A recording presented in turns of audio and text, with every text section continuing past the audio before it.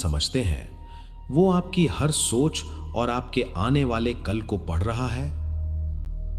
क्यों हमारे पूर्वज किसी को श्राप या वरदान देने के लिए हाथ में जल लेते थे? क्या यह संभव है कि एक गिलास पानी आपके शरीर के अंदर जाकर न सिर्फ आपकी बीमारियों को ठीक करे, बल्कि आपके भाग्य को भी बदल दे? क्या पानी सिर्फ H2O है, या इसमें कोई ऐसी दैवीय चेतना है जो हम इंसानों की समझ से परे है? आज हम एक ऐसी यात्रा पर चलेंगे जहां विज्ञान और अध्यात्म की सीमाएं मिट जाती हैं। लेकिन इस गहरे रहस्य में उतरने से पहले आपकी सुरक्षा को ध्यान में रखते हुए यह स्पष्ट कर देना आवश्यक है कि इस वीडियो में दी गई जानकारी प्राचीन ग्रंथों, वेदों और सामान्य वैज्ञानिक सिद्धांत पर आधारित है। इसका उद्देश्य केवल ज्ञान वर्धन और आध्यात्मिक जागरूकता है। इस ब्रह्मांड की शुरुआत और अंत दोनों ही जल से जुड़े हुए हैं। ऋग्वेद के नासदीय सूक्त में सृष्टि की उत्पत्ति से पहले की स्थिति का वर्णन करते हुए अप्रकेतम सलिलम का जिक्र आता है, जिसका अर्थ है कि प्रारंभ में सब कुछ एक गहरे अथाह जल के रूप में था। और आधुनिक विज्ञान भी यही मानता है कि पृथ्वी पर जीवन की पहली धड़कन पानी के भीतर ही जन्मी थी। हमारा शरीर भी उसी ब्रह्मांडीय अनुपात का पालन करता है। जैसे पृथ्वी पर लगभग 70% जल है, ठीक वैसे ही हमारे शरीर में भी लगभग 70% जल है। ये केवल एक संयोग नहीं है, बल्कि ये प्रमाण है कि हम उस अंत चेतना का एक हिस्सा हैं। जल को वेदों में आभा कहा गया है, और इसे केवल एक नहीं बल्कि एक देवता, एक जीवित शक्ति माना गया है। जब आप पानी पीते हैं तो आप केवल एक तरल पदार्थ नहीं रहे होते, बल्कि आप करोड़ों वर्षों की उस सूचना को अपने भीतर उतार रहे होते हैं जो उस नीले बादलों, नदियों और हिमचक्रों से गुजरते हुए अपने भीतर समेटी है।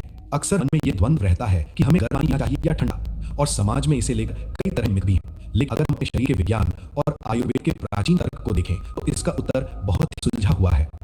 हमारे पेट में जठराग्नि दी है, भोजन जाने वाली आग। जब हम भोजन करते हैं तो शरीर का तापमान और पेट ऊर्जा बढ़ी होती है। ऐसे समय बहुत अधिक ठंडा पानी अग्नि को बुझा सकता है, जो पाचन के लिए हानिकारक है। इसीलिए भोजन के तुरंत बाद पानी पीने की मनाही की गई है। लेकिन जैसा कि आपने अनुभव किया है, और यह सत्य भी है, कि जब पेट में जलन हो या शरीर में पित्त की मात्रा बढ़ जाए तो शीतल जल ही अमृत का काम करता है, कि उस बढ़ी हुई गर्मी को शांत करता है। प्रकृति ने जल को शीतलता का गुण दिया है, और शरीर की स्वाभाविक मांग ठंडे या सामान्य तापमान वाले पानी की ही होती है, सिवाय कुछ विशेष परिस्थितियों के। सुबह उठते ही गर्म पानी पीने का तर्क पूरी तरह से वैज्ञानिक और शोधन प्रक्रिया पर आधारित है, जिसे समझना हर इंसान के लिए जरूरी है। जब हम सो रहे होते हैं तो शरीर में मरम्मत का काम चलता है, और बहुत सारे विषाक्त पदार्थ यानी टॉक्सिन्स जमा जाते हैं, जो आयुर्वेद में आम कहा जाता है। सुबह की बासी मुंह की लार और गर्म पानी जब मिलते हैं तो ये मिश्रण पेट में जाकर एक क्लींजर की तरह काम करता है, जो आंत में जमा गंदगी को पिघलाकर बाहर निकाल देता है। ये बिल्कुल वैसे ही है जैसे चिकनाई लगे तन को धोने के लिए हम गर्म पानी का इस्तेमाल करते हैं। इसलिए आपकी ये सोच बिल्कुल सही और वैज्ञानिक है कि सुबह की शुरुआत गर्म पानी से होनी चाहिए, ताकि शरीर अंदर से साफ हो जाए। लेकिन बाकी दिन हमें सामान्य या शीतल जल ही ग्रहण करना चाहिए, ताकि शरीर के तापमान का संतुलन बना रहे और हमारी कोशिकाओं को ठंडक मिले। लेकिन जल का रहस्य पाचन या तापमान तक सीमित नहीं है, बल्कि ये इससे कहीं ज्यादा गहरा और डरावना भी है। क्या आप जानते हैं कि जल की अपनी एक याददाश्त यानी मेमोरी होती है? ये सुनने में अजीब लग सकता है, लेकिन हमारे प्राचीन ऋषियों ने हजारों साल पहले ये जान लिया था कि जल गवाह है।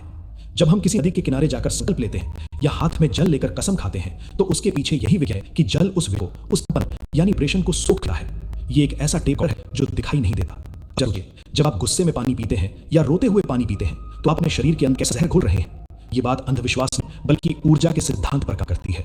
आज हम इस रहस्य को उजागर करेंगे कि कैसे मात्र पानी को देखने के तरीके अपने रोके को सौभाग्य में बदल सकते हैं, और विज्ञान इस मेमोरी ऑफ वाटर के बारे में क्या कहता है जो आपकी रूह कंपा देगा। अगर जल केवल प्यास बुझाने का साधन होता तो मंदिरों में चरणामृत का इतना महत्व क्यों होता? बीमार होने पर पुराने बुजुर्ग पानी को अभिमंत्रित करके फूंक मार देते थे। आधुनिक विज्ञान अब क्वांटम भौतिकी के माध्यम से उस रहस्य के करीब पहुंच रहा है, जिसे हमारे ऋषियों ने हजारों साल पहले समझा ना था। जल के अणु यानी मॉलिक्यूल हमारे आसपास के वातावरण, हमारी बातों, यहाँ तक विचारों के कम कट करते हैं। जब पानी का गिलास हाथ में पकड़ते हैं तो पानी समय आप मन में रहे हर डर, गुस्से, प्रेम को सोख लेता है। इसीलिए भारत संस्कृति में किसी के घर का पानी पीते समय बहुत सावधानी बरती थी। तो घर का माहौल कैसा है? क्योंकि जैसा पियोगे वैसी होगी वाणी वाली बात सिर्फ एक मुहावरा नहीं, बल्कि ऊर्जा का एक ठोस विज्ञान है। एक साधारण नल का पानी और किसी पवित्र तीर्थ का जल रासायनिक रूप से एक ही हो सकते हैं, लेकिन उनकी आणविक संरचना और ऊर्जा में जमीन आसमान का अंतर होता है। इस रहस्य को और गहराई से समझें तो पता चलता है कि हम अनजाने में अपनी बीमारियों को खुद निमंत्रण दे रहे हैं। जब टीवी पर कोई हिंसक दृश्य देखते हुए या किसी बुराई करते हुए पानी पीते हैं तो हम उस नकारात्मक ऊर्जा को पानी के माध्यम से अपनी कोशिकाओं में पहुंचा देते हैं। ये पानी पेट में जाकर जहर तो नहीं बनता, लेकिन ये हमारे शरीर के बायोइलेक्ट्रिकल सिस्टम को धीमा करता है, जिससे थकान, डिप्रेशन जैसी समस्या आती है। दूसरे, भोजन के बाद या पेट में झील दें ठंड नहीं देती मोम का कार्य है। ये दो जल को सोम और जल सीधा संबंध जल है। इसलिए शीतल जो प्राकृतिक रूप से कम तापमान पर हो या मिट्टी के घड़े का हो, वो हमारे शरीर में शांति और स्थिरता लाता है, जिसे आपने खुद महसूस किया है कि जलन होने पर ठंडे पानी से कितनी राहत मिलती है। अब सवाल ये आता है कि दिन भर में कितना पानी पीना चाहिए? क्या वाकई हमें दिन में 3-4 लीटर पानी की जरूरत है, या ये एक बाजारू झूठ है? प्रकृति ने हर जीव के भीतर एक अलार्म फिट किया है जिसे प्यास कहते हैं। जंगल का कोई भी जानवर माप तोल कर पानी नहीं पीता, वो तभी पीता है जब उसका शरीर मांगता है। जब हम जबरदस्ती बिना प्यास के बहुत अधिक पानी पीते हैं तो हम अपनी किडनी पर अनावश्यक दबाव डालते हैं और शरीर के इलेक्ट्रोलाइट्स को पच लेते हैं, जिससे चक्कर आना और कमजोरी महसूस होती है। हमारा शरीर चंद्रमा के गुरुत्वाकर्षण से वैसे ही प्रभावित होता है जैसे समुद्र में ज्वार भाटा आता है। अमावस और पूर्णिमा के दिन हमारे शरीर का जल स्तर और मन की स्थिति बदलती है। इसलिए पानी पीने की मात्रा एक नियम नहीं बल्कि शरीर की पुकार पर आधारित होनी चाहिए।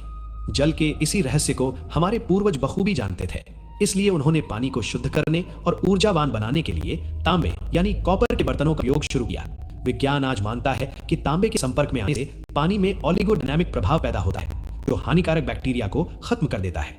लेकिन आध्यात्मिक दृष्टि से तांबा सूर्य की धातु है और पानी चंद्र तत्व है। जब ये दोनों मिलते हैं तो पानी जीवंत हो जाता है। सुबह का गर्म पानी जहां सफाई करता है, वहीं दिन भर तांबी या मिट्टी के बर्तन का सामान्य शीतल जल शरीर की विद्युत ऊर्जा को बनाए रखता है। ये शीतल जल ही है जो आपके दिमाग को शांत रखता है और पेट की ध्वनि को नियंत्रित करता है, ठीक वैसे ही जैसे किसी तत्व इंजन को कूलेंट की जरूरत होती है। लेकिन अभी असली रोमांच बाकी है। क्या आपको पता है कि जल का आपके भविष्य और आर्थिक स्थिति से भी सीधा संबंध है? ये सुनने में अंधविश्वास लग सकता है, लेकिन तंत्र शास्त्र और वास्तु विज्ञान में जल के बहाव और संचय को धन और भाग्य से जोड़ा गया है। हम अक्सर देखते हैं कि कुछ लोग पानी पीते समय गिलास में थोड़ा पानी छोड़ते हैं या पानी को बर्बाद करते हैं। ये छोटी सी आदत कैसे आपके भाग्य के दरवाजों को बंद कर सकती है और कैसे ब्रह्म मुहूर्त में पिया गया पानी आपके अवचेतन मन यानी सबकॉन्शियस माइंड को प्रोग्राम कर सकता है, ये एक ऐसा रहस्य है जिसे बहुत कम लोग जानते हैं। अब हम जानेंगे कि ऐसा योग आपकी किस्मत बदल सकता है और मृत्यु के समय अंतिम बूंद पानी का क्या महत्व है जो आप हैरान कर देगा। वास्तुशास्त्र और प्राचीन भारतीय विज्ञान में जल को केवल एक तत्व नहीं बल्कि द्रवित धन या बहती हुई ऊर्जा माना गया है। आपने अक्सर बड़ों को यह कहते सुना होगा कि पानी की तरह पैसा बह रहा है। यह मुहावरा अकारण नहीं बना है। जल और धन का स्वभाव एक जैसा होता है, गतिमान रहना। जब आप गिलास में आधा पानी पीकर छोड़ देते हैं या बिना वजह पानी को नाली बहने देते हैं तो आप अनजाने वरुण तत्व का अपमान कर रहे होते हैं। ये एक मनोवैज्ञानिक और आध्यात्मिक सत्य है कि जो व्यक्ति प्रकृति के साधनों विशेषकर जल का सम्मान नहीं करा, उसका अचित मन अभाव की भावना से भर जाता है। प्रकृति का नियम है कि वो उसी को समृद्धि देती है जो उसका मूल्य समझता है। इसलिए अगली बार जब आप पानी पिएं उतना ही लें जितनी प्यास हो, क्योंकि जल को व्यर्थ बहाना अपने सौभाग्य में चिपकने जैसा है। ये अंधविश्वास नहीं बल्कि लॉ ऑफ अट्रैक्शन और संसाधन के प्रति सम्मान का व्यावहारिक रूप है। जल का उपयोग आप अपने जीवन के लक्ष्यों को पूरा करने के लिए एक साधना के रूप में भी कर सकते हैं, जो बहुत ही गुप्त रखा गया था।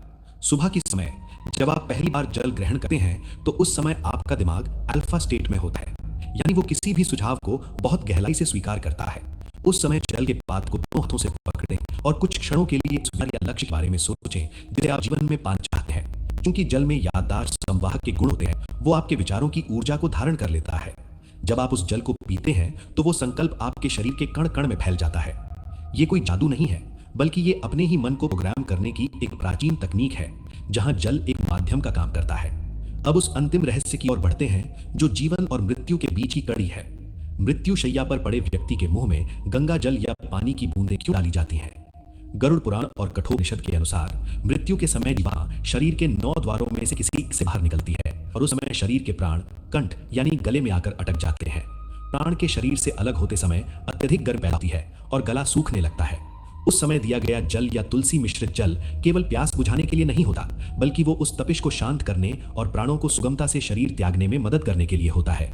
ये जल उस जीवात्मा के लिए इस भौतिक दुनिया का अंतिम भोजन होता है जो उसे ये संकेत देता है कि अब इस शरीर से मोह तोड़ने का समय आ गया है।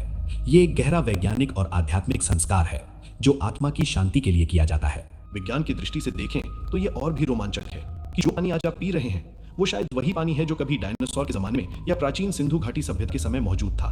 पृथ्वी पर जल की मात्रा उतनी ही है, ये केवल अपना रूप बदलता है, कभी बादल, कभी बर्फ, तो कभी नदी बनकर। इसका अर्थ है कि हम अपने पूर्वजों और आने वाली पीढ़ियों से इसी जल के माध्यम से जुड़े हुए हैं।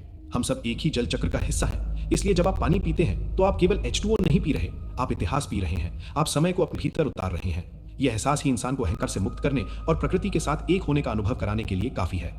निष्कर्षतः जल जीवन का आधार ही नहीं बल्कि जीवन का सबसे बड़ा शिक्षक भी है। यह हमें सिखाता है कि परिस्थिति चाहे कैसी भी हो, गर्म हो तो भाप बनकर ऊपर उठो, ठंडी हो तो बर्फ बनकर जम जाओ और सामान्य हो तो बहते रहो और अपना रास्ता खुद बनाओ। स्वस्थ रहने के लिए सुबह की शुरुआत गर्म पानी से करें ताकि शरीर शुद्ध हो और बाकी दिन शीतल जल पीकर मन को शांत रखें। इस वीडियो का उद्देश्य आपको डराना नहीं बल्कि उस चेतना को जगाना था जो आज की भागदौड़ में कहीं खो गई है।